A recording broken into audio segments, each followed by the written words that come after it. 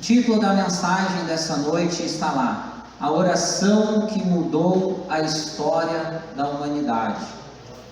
Essa noite, amados, eu quero falar de uma das orações mais importantes do contexto bíblico. Essa oração que mudou a história da humanidade. Eu gostaria de estar fazendo primeiramente, então, a leitura do texto que se encontra no Evangelho que escreveu Lucas, capítulo 22, do versículo 39 até o verso 44, que diz o seguinte: a palavra do Senhor. Como de costume, Jesus foi para o Monte das Oliveiras, e os seus discípulos o seguiram. Chegando ao lugar, ele lhes disse: orem para que vocês não caiam em tentação. Ele se afastou deles a uma pequena distância, ajoelhou-se e começou a orar: Pai, se queres, afasta de mim este cálice. Contudo, não seja feita a minha vontade, mas a tua. Apareceu-lhe então um anjo do céu que o fortalecia. Estando angustiado, ele orou ainda mais intensamente, e o seu suor era como gotas de sangue que caíam no chão. Amados, eu quero fazer algumas rápidas considerações introdutórias sobre esse texto que foi lido aqui. A primeira delas é, para nós entendermos o que estava acontecendo, em que momento da história que aconteceu essa oração de Jesus que nós acabamos de escutar aqui, que está na palavra de Deus. Então, amados, primeira consideração: após a última ceia, Jesus ele vai ter ali a Páscoa, e eles sacam ali com seus apóstolos reunidos, e eles participam daquela última ceia, e Jesus ele sai dessa ceia, está na cidade de Jerusalém, e vai até o Monte das Oliveiras para fazer uma oração, leva consigo alguns dos seus apóstolos. Então ele sai do monte e vai até o Monte das Oliveiras, sai de Jerusalém, vai até o Monte das Oliveiras, mais especificamente num lugar chamado Jardim do Getsêmani. É um lugar que fica lá no Monte das Oliveiras.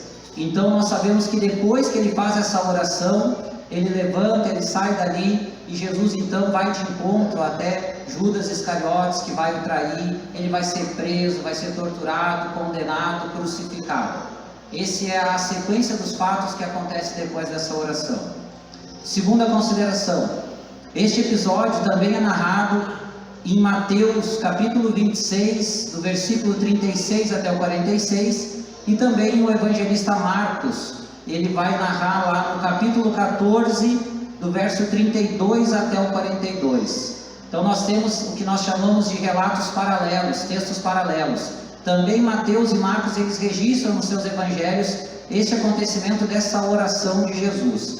E é muito interessante analisar os paralelos, porque nós estudando, se você for ler lá em Marcos e Mateus, nas referências que eu citei aqui, você vai descobrir que algumas coisas, algumas informações estão lá e que Lucas não relata. Por exemplo, duas delas eu quero citar aqui que são bem relevantes.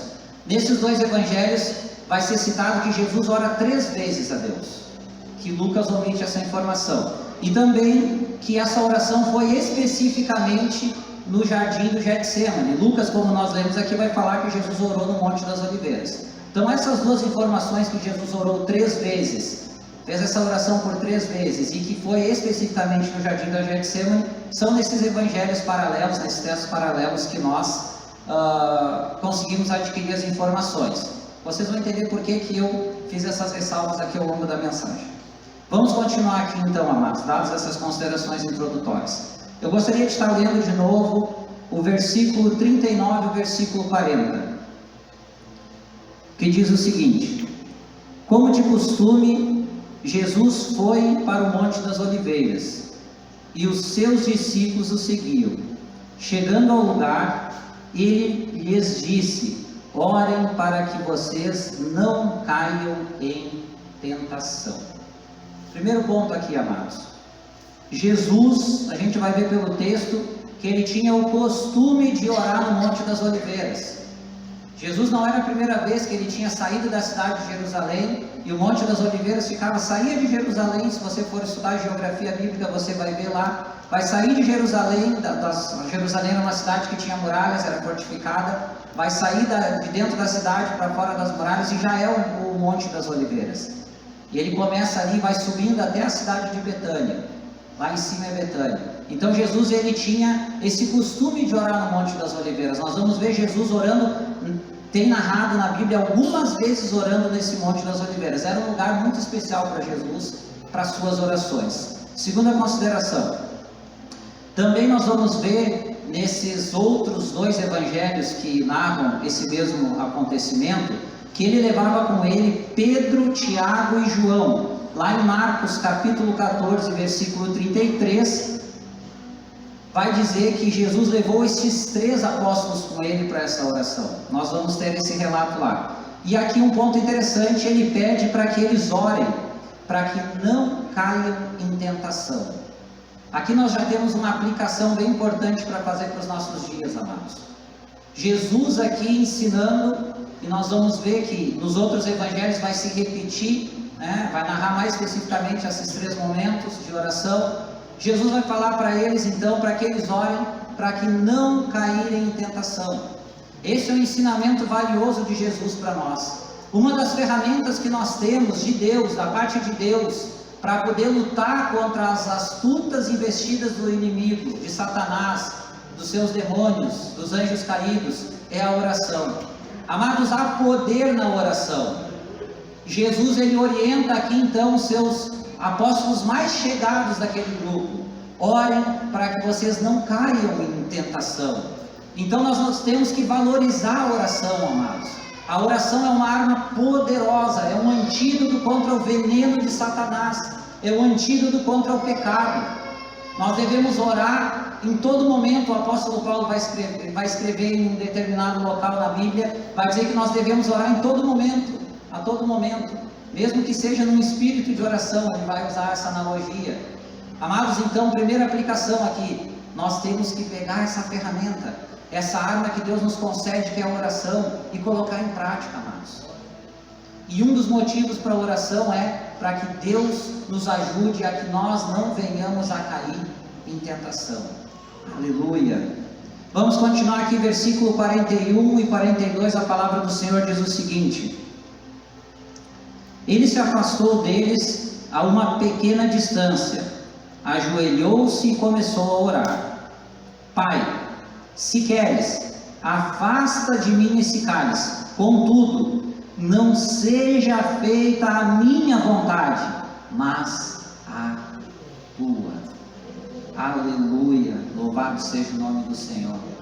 Primeiro ponto aqui, amados, Jesus então ele se ajoelha em sinal de submissão e ora 3 vezes, pedindo a Deus o quê? Que se fosse possível, Deus afastasse aquele cálice dele. Então Jesus 3 vezes vai e ora a Deus: Pai, se for possível, afasta de mim esse cálice. E aqui ainda eu quero fazer mais uma aplicação sobre a oração. Amados, não é errado nós colocarmos na presença de Deus, e é correto nós colocarmos na presença de Deus em oração todos os nossos desejos, seja na área financeira, seja pedindo prosperidade, seja pedindo uma cura, seja pedindo saúde, seja pedindo pela família, pelo trabalho, enfim. Nós devemos colocar na presença de Deus todos os nossos desejos, tudo aquilo que a gente precisa, tudo aquilo que a gente almeja, e Deus ele está pronto para nos atender. Aleluia! Esse é um lado da moeda, depois eu vou falar do outro lado da mesma moeda. Então não é errado, amados, e pelo contrário, nós não temos que ter um espírito de pessimista. Nós não temos, cristão ele não pode ser pessimista. Cristão ele não pode achar que tudo vai dar errado na vida dele e está certo. Cristão ele não pode, o crente em Cristo não pode se conformar com a dificuldade de achar que aquilo ali é um fardo que ele tem que carregar para o resto da vida dele. Nós temos que sim orar e colocar na presença de Deus para que Ele nos abençoe em todas as áreas da nossa vida. É isso que Jesus fez nessa oração: Pai, se for possível, afasta de mim esse cálice. Agora eu quero falar sobre o cálice. Que cálice é esse? Amados, é muito fácil nós entendermos, eu falei na introdução aqui que depois dessa oração, Jesus sai daquela situação e é preso, torturado, e vai até a cruz. Amados, com certeza Jesus, uma parte do que Jesus estava falando daquele cálice, esse cálice que Jesus pede para afastar, nós temos que entender uma coisa, amados, Jesus ele estava encarnado naquele momento. Era 100% homem e 100% Deus, é a dupla natureza de Cristo que nós chamamos na teologia. Nós vamos ver na Bíblia falando que Jesus chorou, que Jesus se irou. Jesus ele tinha sentimentos humanos porque ele se desfez da sua glória e veio e habitou entre nós, teve um corpo. Ele passou dificuldade, ele sabe o que é o sofrimento. É um homem experimentado, um homem de dores, como diz o profeta Isaías. Então, amados, Jesus ele sabia que ele ia ser preso, que ele ia se levantar daquela oração.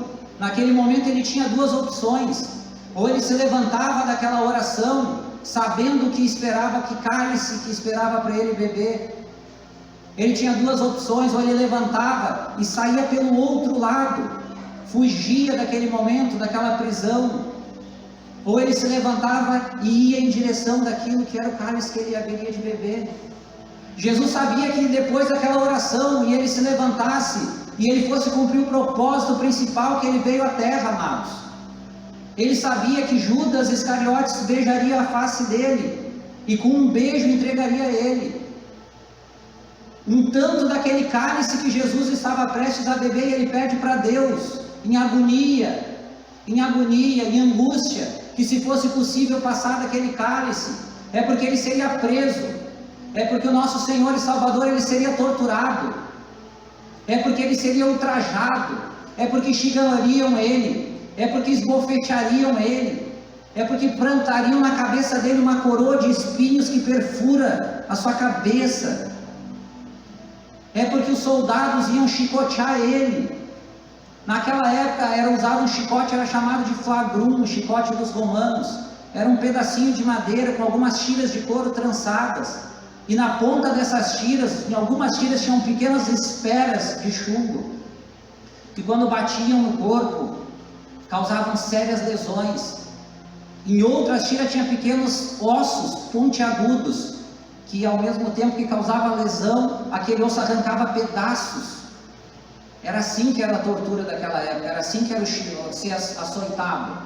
Jesus sabia que iria passar por isso.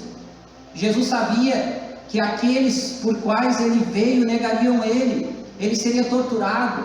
Jesus sabia que ele ia fazer aquela via sacra, aquela via crucis, que ele ia sair, ele ia ter que carregar a própria cruz. Jesus sabia que ele ia ser pregado naquela cruz, que o seu sangue sagrado verteria até a morte. Jesus sabia de tudo isso. Isso era o cálice do Senhor, era esse cálice que ele pede para Deus que, se fosse possível, afastasse dele. Mas, amados, mergulhando e procurando entender melhor essa passagem, eu consultei alguns comentaristas bíblicos, e um dos que faz um comentário que eu achei extraordinário, o reverendo Hernandes Dias Lopes, ele vai comentar no seu comentário bíblico sobre essa passagem. Ele vai falar de tudo isso que eu falei, só que ele vai dizer que maior do que tudo isso, pastor Paulo, do que a dor, do que o sofrimento físico, é porque ele ia carregar o peso da culpa da humanidade sobre os seus ombros. É porque a culpa do pecado que entrou lá no jardim do Éden e de toda a humanidade corrompida estava sobre si. O profeta Isaías vai dizer que pelas suas pisaduras somos sarados. Aleluia! O peso da culpa da humanidade, da minha culpa, da tua culpa, de todos que pisaram nessa terra, até o dia de hoje, que ainda vão pisar até o Senhor voltar. Aquela culpa do pecado estava sobre ele, aquela carga, aquele peso, Jesus colocou sobre Jesus. Deus colocou sobre Jesus. Era o peso do pecado de uma humanidade caída, corrompida, que não merecia sobre ele. Esse era a maior parte do cálice que ele ia beber. Aleluia! Graças a Deus, porque ele levantou e não saiu pela porta dos fundos. Graças ao Senhor Jesus, porque ele levantou e foi beber aquele cálice. Aleluia! O outro lado da moeda, amados, ainda nesse texto que é muito forte, Jesus, ele pede então que passe o cálice, mas Jesus, ele submete-se ao propósito de sua primeira vinda na terra. que era entregar-se voluntariamente, como sacrifício perfeito pelo perdão dos nossos pecados, pelo perdão dos pecados da humanidade. Aleluia! Um lado da moeda, ele nos ensina que nós devemos chegar a Deus e colocar tudo na presença de Deus e pedir o que a gente precisar. Assim como em outro texto, Jesus vai dizer que tudo que a gente quiser tem que pedir para Deus. Isso é bíblico. Aleluia!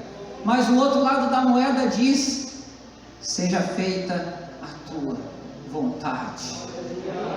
Jesus primeiro pede a Deus, depois ele vai dizer: contudo, não seja feita a minha vontade, mas a tua vontade.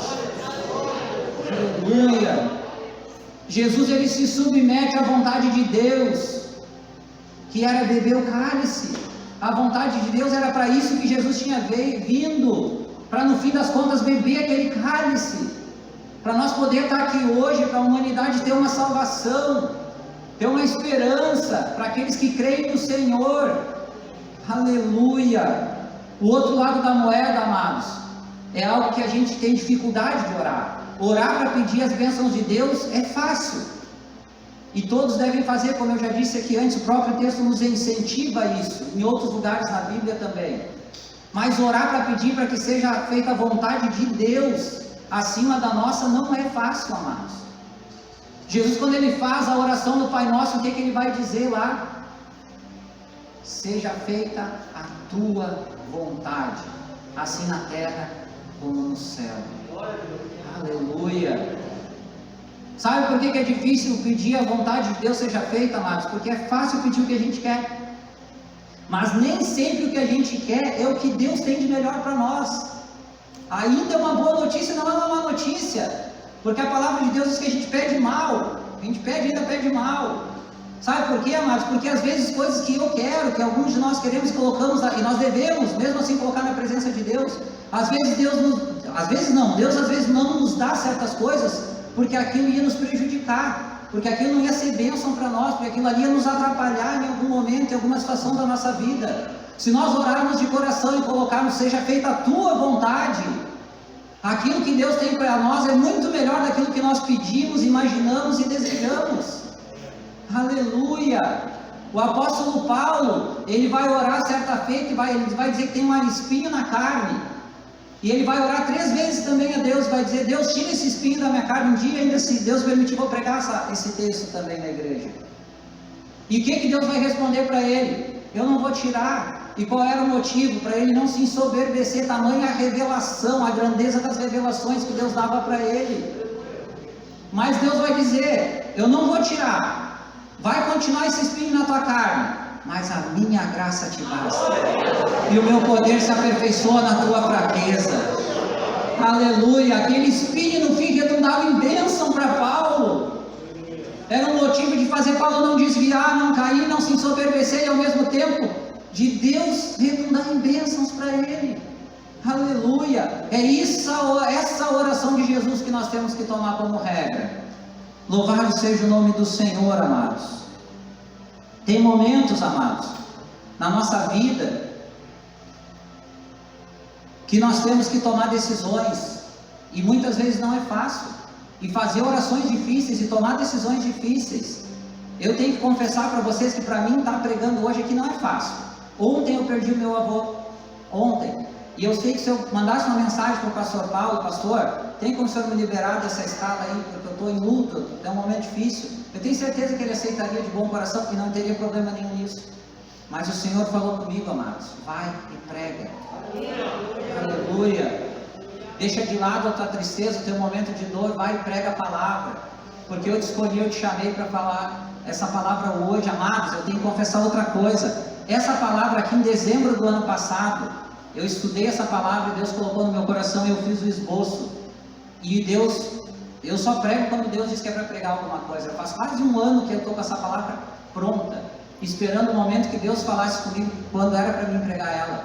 E Deus falou comigo quando o pastor me convidou no final de semana, que era essa palavra que era para pregar. Só que eu não contava com essa perda, mas o Senhor me deu forças e me confirmou: vai e prega a minha palavra. Aleluia! Tem momentos que a gente tem que tomar decisões, mesmo que seja doloroso, mesmo que seja um momento que nós não estamos bem, amados. Mas nós temos que nos submeter à vontade de Deus. Aleluia.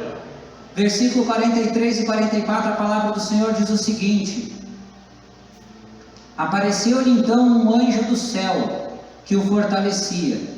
Estando angustiado, ele orou ainda mais intensamente, e o suor era como gotas de sangue que caíam no chão. Aleluia. Que texto forte, amados. Que trecho forte esse, né? Primeira consideração aqui, só Lucas que vai narrar a vinda do anjo, tá? E o suor de sangue, o suor com sangue. É só Lucas, os outros evangelistas vão omitir. Talvez porque Lucas era médico, né? Vai tratar também essa parte mais, a gente crê, né? Ele como médico, como doutor, ele vai trabalhar esses aspectos mais da medicina, mais psicológicos, mais profundos dessa forma. Mas vamos lá. Segunda consideração, a agonia de Jesus ela foi tão profunda que Deus teve que enviar um anjo para consolar ele. Deus teve que enviar um anjo para consolar tamanha aquele impacto daquela oração, amados. Às vezes a gente passa assim um trecho da Bíblia e lê rapidamente aquilo ali, a gente não consegue parar e mergulhar e ver a profundidade daquilo. Deus enviou um anjo para consolar Jesus naquela oração. Olha a tamanha, a intensidade, a agonia. O texto aqui nessa tradução vai dizer que ele estava angustiado. Era intenso aquilo. Amados, mais uma consideração aqui. Alguns anos atrás eu li um livro que eu até recomendo para vocês, muito bom, escrito por um francês chamado Pierre Barbet. Ele é um médico cirurgião francês que por 20 anos ele pesquisou sobre os aspectos da crucificação. É um livro escrito por um médico francês que pesquisou por 20 anos. Ele era legista, ele trabalhava, fez várias experiências lá, e ele é cristão, ele é crente, tá? Ele escreveu um livro chamado A Crucificação de Jesus Cristo, descrita por um cirurgião. Eu li há alguns anos, é um livro pequenininho, mas é maravilhoso, é tremendo. Uma das coisas que ele explica lá é o fenômeno do sangue sair. A gente pode ler e ficar, mas como é que esse negócio que suou e saiu sangue?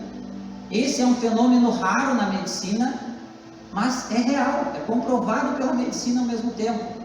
Ele vai escrever, quando vai falar sobre esse trecho, o nome deste fenômeno é chamado de hematidrose na medicina. Hematidrose. Tá? Ele é causado por um grande abalo moral, seguido por uma profunda emoção e medo. Algumas pessoas ao longo da história já tiveram e algumas pessoas ainda vivas têm, mas a causa disso é um abalo moral extremo. E olha o que o texto diz, casa direitinho, né? A palavra de Deus não contrariando a ciência, mas casando com a ciência aqui, com a medicina no caso. Jesus, era tão profunda a oração de Jesus, era tão profundo o abalo moral, psicológico de Jesus, que acontece esse fenômeno extraordinário aí, de suar e descer gotas de sangue junto com o suor. E nós vamos ver mais alguma coisa aqui interessante, amados. Ainda sobre esse texto, nós falamos muito e sabemos, tem música, tem ministério, tem, enfim, várias coisas que dentro do meio evangélico chamado Getsemane, com o nome Getsemane, mas eu creio que muitos nem sabem o significado da palavra Getsemane. Amados, a palavra Getsemane literalmente significa prensa de azeite, ou prensa de prensar azeitonas. Isso é que é Getsemane. A gente canta e fala e tal, mas o significado dessa palavra lá no original é prensa de azeite. Era o lugar onde se prensava as azeitonas para se extrair o azeite de oliva. Ainda nos dias de hoje, se você for pesquisar lá na internet, você vai descobrir que um dos melhores alimentos para o ser humano é o azeite de oliva. É um dos melhores alimentos que existe para nós, seres humanos, é o azeite de oliva. Amados, eu vou pedir para a Gabi passar ali. Era aquilo ali, amados, ó. Para não ficar na curiosidade, eu trouxe a imagem. Aquilo ali é o Getsemane. Aquilo ali é uma prensa, uma pedra grande, uma cavidade ali com uma outra pedra que eles colocavam um pedaço de madeira e rolavam, prensavam a azeitona e tinha um furinho do lado ali. Obrigado. Tinha um furinho do lado ali por onde escorria aquele azeite. Isso é o Getsemane.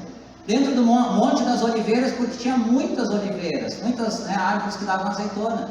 E ali mesmo, naquele lugar, tinha um jardim, que era o jardim que tinham esses Getsêmanes, essas prensas de azeite. E por que eu estou fazendo isso, amados? Não é só a título de curiosidade que eu trouxe isso aí. É porque tem uma simbologia aqui tremenda, extraordinária. Como eu disse, quando a gente mergulha na palavra de Deus, começa a ir mais profundo no poço, na palavra de Deus, nós vamos descobrindo tanta coisa maravilhosa. Nós vamos descobrindo que Jesus é tão maravilhoso, que o sacrifício dele é tão forte. Aleluia! Esse culto todo direcionado, os louvores todos falavam de Cristo, os hinos que o pastor cantou. Aleluia! Por que eu estou trazendo isso aí, amado? Lá naquele lugar, amados, onde se prensava as azeitonas para se extrair o melhor azeite. Era o melhor azeite, é o melhor azeite, o azeite das azeitonas, o azeite de oliva. Aquele lugar que se colocava as azeitonas ali, se moía, se espremia as azeitonas para se extrair aquele líquido precioso e valioso que é o azeite de oliva. Aleluia! Foi o lugar que nosso Senhor Jesus escolheu dobrar o seu joelho e ser moído naquela oração.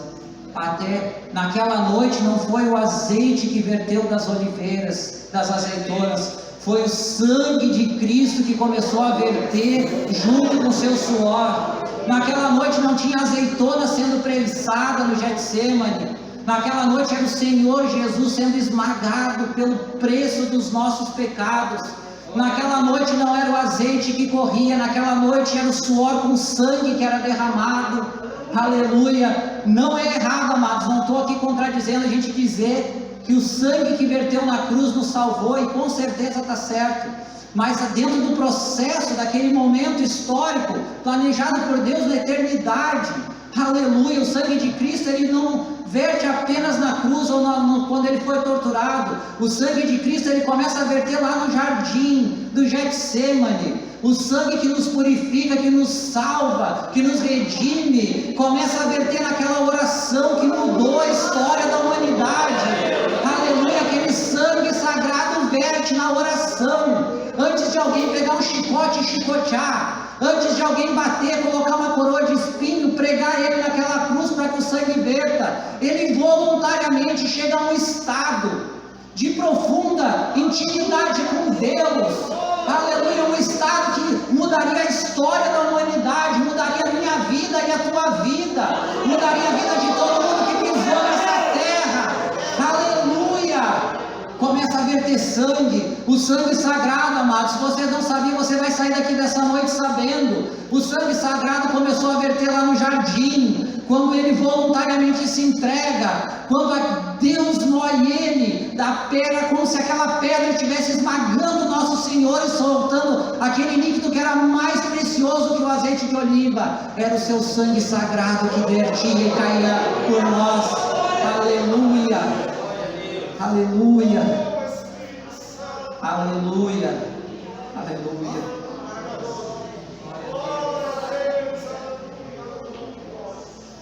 Aleluia! Isso é muito forte, irmãos.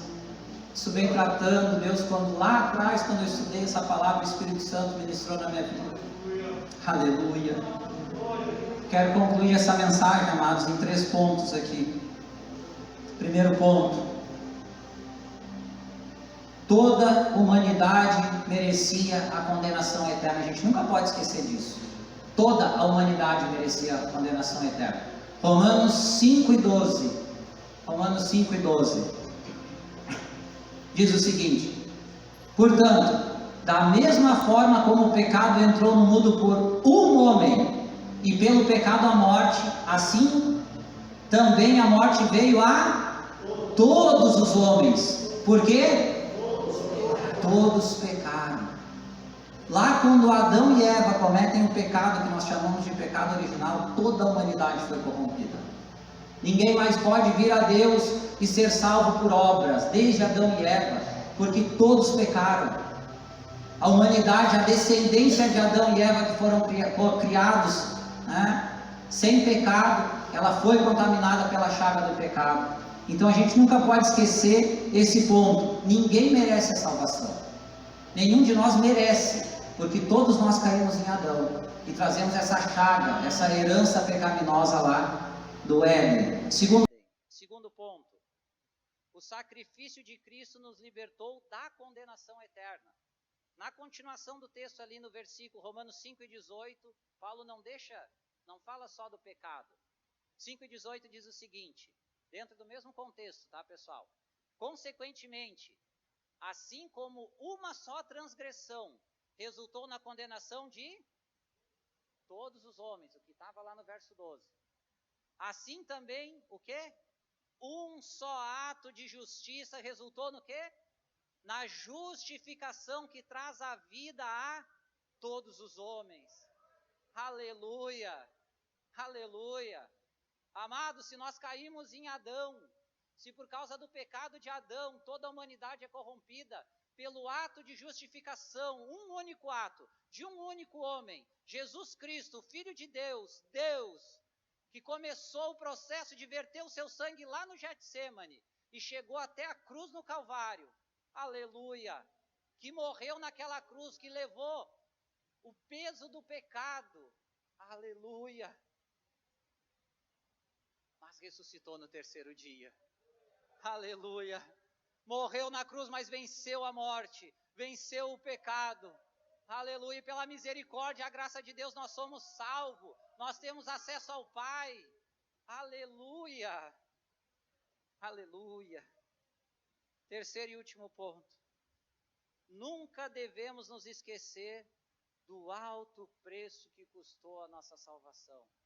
Não erramos quando falamos que a salvação é de graça e pela graça, mas essa graça ela não foi barata, essa graça ela não foi fácil, essa graça custou o sacrifício de Deus, o sacrifício de Jesus Cristo, custou todo esse processo que nós já falamos aqui nessa noite, custou o nosso Senhor ser torturado, custou ele vencer a tentação, ele venceu o mal, custou ele andar nessa terra como homem, se expor a tudo, se despir da sua glória, viver entre nós, custou aquela decisão no Getsêmani, até chegar na cruz do Calvário, toda a tortura, toda a humilhação, toda a dor, isso não é barato. Para nós é de graça e é pela graça, mas nós temos que saber o preço que essa graça e essa misericórdia custa para nós. Ninguém pode pagar, por isso que não é por obras, porque só o Senhor podia pagar. Mas nós devemos honrar o Senhor, nunca esquecendo daquilo que Ele fez e como Ele fez por nós. Amados, diante de tudo isso, o Espírito Santo me inspirou a escrever um pequeno texto e eu quero ler aqui e encerrar com esse texto. Eu escrevi o seguinte, amados. No jardim do Éden, Adão voluntariamente pecou e nos condenou. No jardim do Getsêmani, Jesus voluntariamente entregou-se e nos justificou. O pecado entrou num jardim, a queda foi dentro de um jardim, e o primeiro passo da nossa salvação, aonde Jesus toma a decisão que dali para frente não tinha mais volta, é num jardim. Aleluia, olha como Deus é maravilhoso, amados. Num jardim a humanidade caiu, num outro jardim o sangue de Cristo começa a verter naquela oração. Num jardim nós caímos, no outro jardim nós somos ressuscitados. Aleluia, aleluia, aleluia. Deus é maravilhoso, amados. Quando a gente estuda, mergulha na palavra do Senhor, a gente descobre coisas extraordinárias. Deus restaurando no mesmo lugar que simboliza a queda, Deus restaura, nos traz de volta para Ele. Querido e amado Deus, eu oro, Senhor, para que essa palavra entre em nossos corações, ó Deus. Que o Senhor nos ajude a pedir corretamente, Senhor. Tudo aquilo que nós precisamos e desejamos, Pai. Mas que o Senhor também nos encoraje, nos ensine, Senhor, a pedir que seja feita a Tua vontade sobre as nossas vidas, Senhor. Pois a Tua vontade sempre é melhor que a nossa, Deus. Deus, nós te damos graça por Tu ter permitido e enviado Jesus a esse mundo. Jesus, eu posso passar o resto da vida nesse altar falando e não vai ser suficiente, não vai haver palavras e gestos e mensagens, Senhor, capaz de expressar, Senhor, o que Tu fez, de expressar de forma humana, ó Deus, o quanto nós devemos te agradecer, Senhor. Mas, Senhor, nós somos gratos, Senhor. aqui junto com meus irmãos e as minhas irmãs, com esse pedaço do teu corpo, Cristo. Nós te agradecemos por tu não ter voltado atrás naquela oração. Nós te agradecemos por ter te entregado voluntariamente, Senhor. Aleluia, aleluia, aleluia. Que nos lava dos pecados, que nos traz restauração. Nada além do sangue, nada além do sangue de Jesus,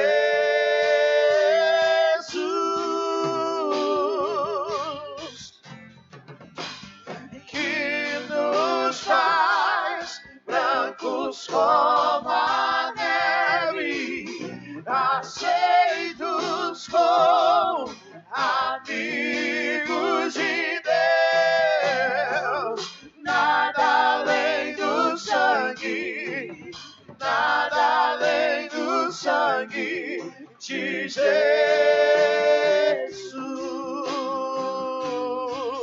Eu sou livre, diga ao Senhor. Eu sou livre.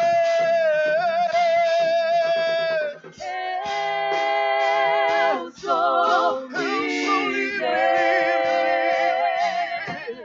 Nada além do sangue, nada além do sangue